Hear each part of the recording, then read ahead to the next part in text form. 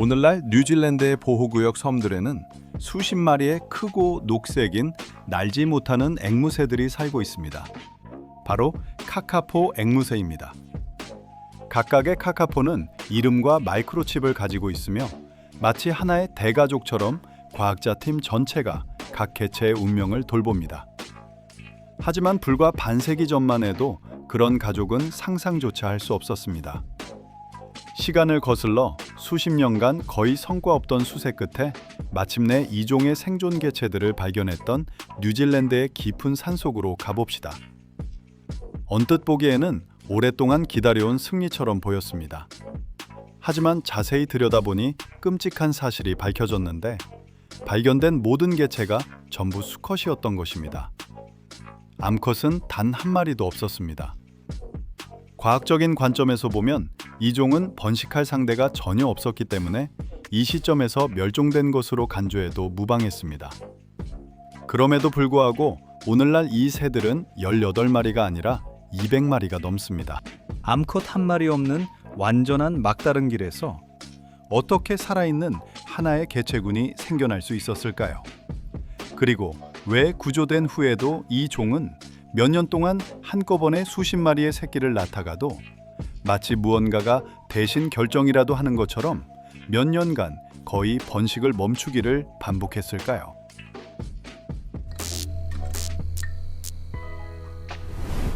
이 수수께끼를 이해하려면 수백만 년 전으로 돌아가야 합니다.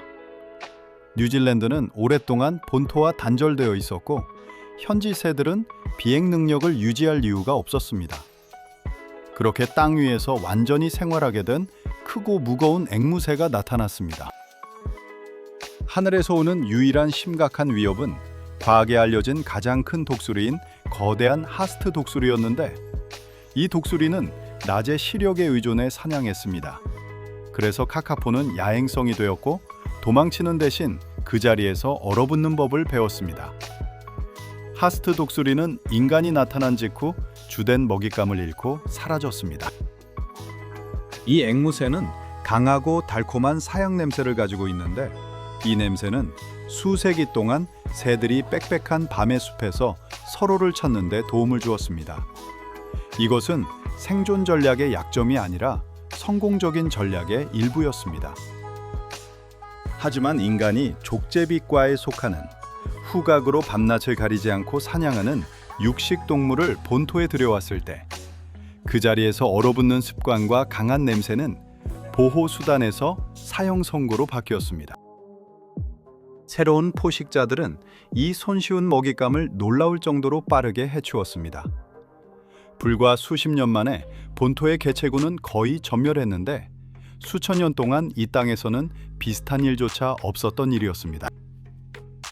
19세기 후반 리처드 헨리라는 이름의 한 열정적인 자연학자가 처음으로 경고의 목소리를 냈습니다.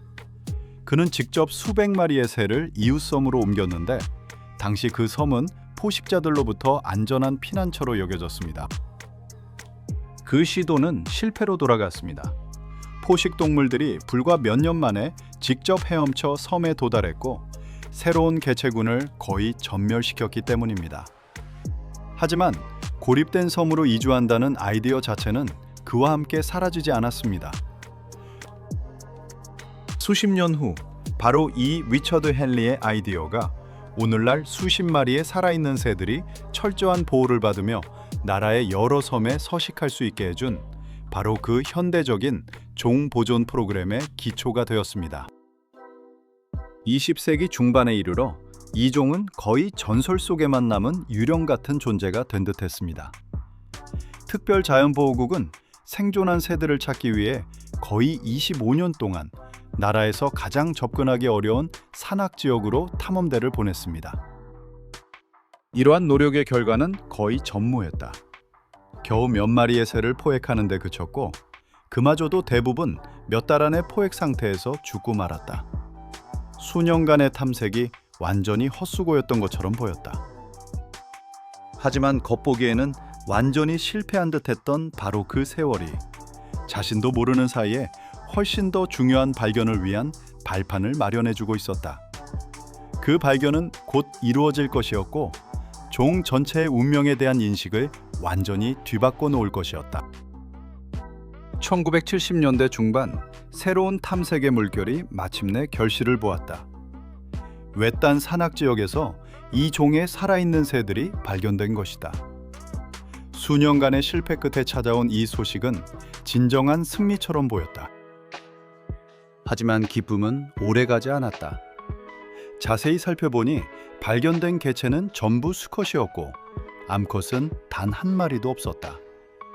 과학적인 관점에서 볼 때 이 새들은 번식할 상대가 아예 없는 셈이었다.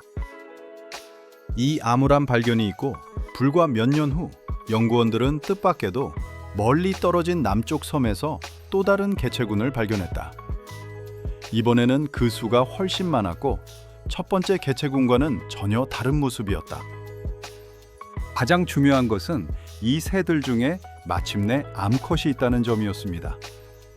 수십 년 만에 처음으로 이 종에게 이론적인 가능성이 아닌 번식을 위한 아주 현실적인 기회가 생긴 것이며 이는 앞으로의 모든 구조 작업 방향을 바꾸어 놓았습니다. 스튜어트 섬에서의 발견이 안겨준 기쁨은 이내 새로운 불안감으로 바뀌었습니다. 그 섬에는 오래전부터 야생 고양이들이 살고 있었는데 당시 관찰 자료에 따르면 이 고양이들은 매년 개체군에 속한 성체새의 절반 이상을 죽였습니다. 고양이가 이 섬의 유일한 문제는 아니었습니다. 유입된 쥐들은 20년이 채 안 되는 관찰 기간 동안 전체 산란된 알과 이미 부화한 새끼의 약 3분의 1을 해치우며 눈에 띄지 않지만 끊임없이 전체 개체군을 갉아먹고 있었습니다. 또 다른 외래종인 커다란 유대류 주머니쥐는 오랫동안 연구자들에게 수수께끼로 남아 있었습니다. 나중에 관찰을 통해 이 동물이 새를 직접 공격하는 일은 거의 없고 단지 먹이를 빼앗는다는 사실이 밝혀졌습니다. 지체할 시간이 없었습니다. 포식자들이 이 종의 미래를 위한 유일한 현실적인 기회를 파괴할 위험이 너무나도 컸습니다. 1980년대 초 발견된 모든 새들을 포식자가 없는 섬으로 직접 옮겼습니다. 이 순간부터 단 한 번의 중단도 없이 40년 이상 계속될 작전이 시작됩니다. 바로 그때 소수의 과학자들과 자원봉사자들이 거의 전멸 직전에 있던 종 전체를 직접 구하기 위해 나섰습니다. 같은 섬에는 한때 이 이야기의 앵무새와는 아무런 관련이 없는 날지 못하는 또 다른 대형 조류가 살고 있었습니다. 그 새는 인간이 그 지역에 정착한 후 수백 년 만에 완전히 멸종되었습니다. 우리가 이야기하는 앵무새 역시 똑같은 운명에서 불과 한 걸음 거리에 있었기에 그 차이는 실로 소름이 돋을 정도입니다. 오직 운 좋은 우연의 일치, 즉 때마침 암컷이 있는 두 번째 개체군이 발견되면서 완전히 다른 기회를 얻게 된 것입니다. 이 새들은 앵무새에게는 드문 번식 체계를 가지고 있습니다. 수컷은 암컷과 짝을 이루지 않고 그저 정기적으로 야간 공연을 펼치며 숲속 멀리까지 퍼져나가는 저주파 소리로 관심을 끕니다. 하지만 번식 자체는 계절이 아니라 몇 년에 한 번씩만 풍성하게 열매를 맺고 매년 연속으로 열리지도 않는 특정 숲속 나무의 수확량에 달려 있었습니다. 나무가 몇 년 연속으로 열매를 맺지 않으면 새들은 거의 번식을 하지 않습니다. 그러다 갑자기 풍성한 열매를 맺으면 마치 숲이 오랫동안 기다려온 신호를 보낸 것처럼 거의 즉시 개체군 전체에 새끼들이 급증합니다. 오랫동안 연구자들은 왜 어떤 해는 텅 비고 어떤 해는 믿을 수 없을 정도로 풍년인지 전혀 이해하지 못하다가 마침내 이 희귀한 숲속 나무의 결실 주기와 직접적인 연관이 있다는 것을 밝혀냈습니다. 빌이라는 이름의 한 수컷은 거의 30년 동안 계속해서 새끼들의 아비가 되었습니다. 그리고 거의 매번 그 일은 바로 나무가 풍성한 열매를 맺었던 드문 해에 일어났습니다. 사실상 단 한 마리 새의 이야기가 종을 구하기 위한 초창기 구조대원 중 누구도 진지하게 생각조차 하지 않았던 한 식물에 전체 개체군의 운명이 달려있다는 살아있는 증거가 되었습니다. 오늘날 각 개체에 대한 관리는 거의 가능한 한계까지 이르렀습니다. 모든 새는 각자의 이름과 이식된 마이크로칩, 그리고 24시간 내내 위치와 활동을 추적하는 개인용 무선 송신기를 가지고 있습니다. 숲속 먹이통조차 특정 새에게 부착된 칩에만 반응하도록 만들어졌습니다. 지구상의 다른 어떤 종에게도 이 정도 수준의 개체 관리는 보통 적용되지 않습니다. 이 새들 중에는 솔스티스라는 이름의 암컷도 있었습니다. 연구자들이 더 이상 새로운 새를 발견할 희망을 거의 포기했을 무렵 몇 년간의 완전한 정적 끝에 고향섬에서 마지막으로 발견된 개체였습니다. 당시 같은 섬에서 이미 알려진 다른 새들 중에 가까운 친척이 없었기 때문에 이 암컷의 유전자는 미래의 종을 위해 절대 잃어서는 안 될 희귀한 유전 계통으로서 특히 귀중한 것으로 여겨졌습니다. 이후 이 새는 다른 섬으로 이주되었고 그로부터 별도의 후손 계통이 시작되었습니다. 이들의 혈통은 종 보존 프로그램 전체의 새로운 이주 계획을 세울 때 지금까지도 고려되고 있습니다. 수십 년간의 성공적인 노력에도 불구하고 이 종은 여전히 누구도 예상치 못한 위협에 취약한 상태로 남아 있습니다. 가장 성공적인 번식기 중 한 해에 예기치 않게 심각한 호흡기 곰팡이 감염이 발생했습니다. 그것은 불과 몇 주 만에 새 몇 마리의 목숨을 앗아갔고 이 희귀한 뉴질랜드 앵무새에게 닥칠 거의 모든 위험을 예측하는 법을 터득했다고 생각했던 노련한 팀조차 속수무책으로 만들었습니다. 이후 유전적 수준에서 발병을 상세히 분석한 결과 단 하나의 특정 곰팡이 균주가 원인이었던 것으로 밝혀졌습니다. 이는 새들 사이에서 훨씬 더 복합적인 감염 양상을 예상했던 전문가들에게조차 놀라운 일이었습니다. 구조 프로그램은 오래전부터 단순한 조류 관리를 넘어 첨단 기술 프로젝트로 발전했습니다. 살아있는 개체 대부분의 유전 정보가 완전히 해독되어 병아리가 부화하기도 전에 미리 위험을 예측하는 데 도움이 됩니다. 실험실에서 알을 부화시키기 위해 살아있는 병아리의 탄생에 어미새를 미리 준비시키고자 실제 알의 소리와 미세한 움직임을 모방하는 특수 기술 장치가 오래전에 고안되었습니다. 이제 현장팀을 위한 가장 섬세한 화물조차도 빽빽한 숲을 통과하는 길고 고된 도보 행군 대신 가능할 때마다 매번 소형 드론을 이용해 공중으로 단 몇 분 만에 배송됩니다. 해독된 게놈부터 부화기 수치, 무인기 경로에 이르기까지 이 모든 방대한 데이터는 이제 아무리 노련한 연구팀이라도 인지할 수 없는 패턴을 찾아낼 수 있는 특별한 알고리즘으로 분석됩니다. 닐과 솔스티스의 혈통은 그들의 죽음과 함께 끝나지 않았습니다.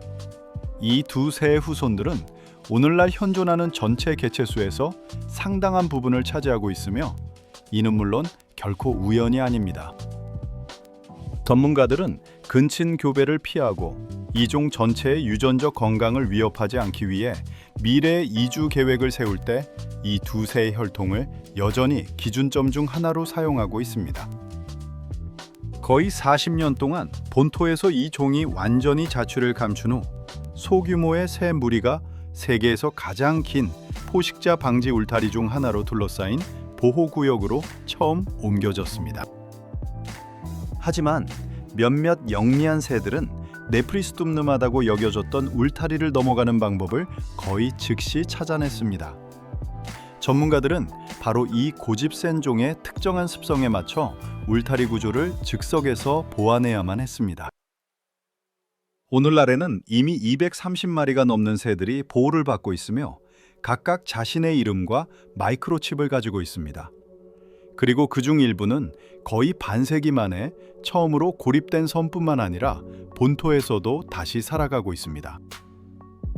외롭게 남았던 수컷 18마리에서 오늘날의 개체수에 이르기까지의 과정은 무엇보다도 반세기에 걸친 인간의 끊임없는 노력, 즉 수년간 먼 섬에서 새들 곁에 살았던 과학자들, 자원봉사자들, 그리고 여러 가족들의 노력 덕분이었습니다. 하지만 이 과정은 또한 숲 그 자체에도 달려 있었습니다. 숲은 마치 자신의 보호 아래 있는 생명들을 잊은 듯 몇 년 동안 침묵을 지키다가도 갑자기 다시 앵무새들과의 오랜 약속 중 자신의 몫을 아낌없이 이행하곤 했습니다. 그리고 물론 그 과정은 말 그대로 한 마리 한 마리의 운명이 중요했던 각각의 새에게도 달려 있었습니다. 최초로 살아남은 수컷부터 오래전 스튜어트 섬에서 마지막으로 발견된 암컷에 이르기까지 모든 새가 소중했습니다. 오늘날 뿔뿔이 흩어져 있던 구조된 새들은 인간의 보살핌 아래 진정으로 하나의 큰 가족이 되었으며 이 가족에게는 오랜만에 처음으로 진정하고 견고한 미래가 앞에 놓여 있는 듯합니다.